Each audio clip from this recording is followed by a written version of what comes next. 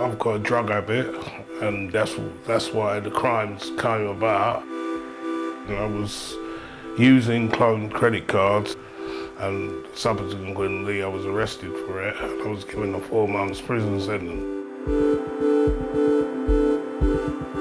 My first contact with him was withdrawing from heroin and crack cocaine. He'd only been in the prison for 10 days. He was really, really unwell when I met him, and I didn't know how the sentence would go for him. From the time I'd seen him till the time I saw him on the pre-release, he had actually come off all substances, been on meds, and come off his prescribed substitute medication, methadone, within the prison. He really wanted support when he left the prison, and asked if I would meet him at the gate and then see him in the community. He came to the Restore Hub because I'd been working in tandem with the other PSOs, so they knew his name, they knew who he was, they had my assessment. And because he was released early, they knew who he was, they got him a food package ready.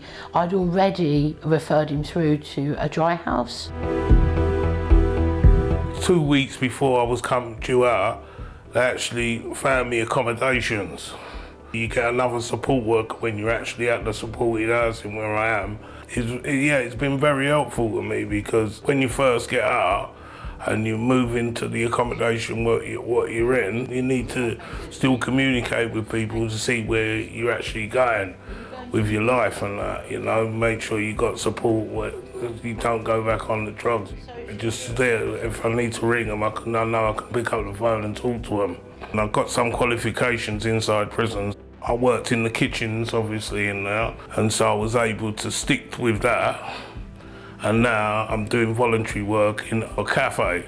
I think what really touched me in my interview with him was a man of his age saying to me he'd never had clean time, what he said, unless he was behind the door.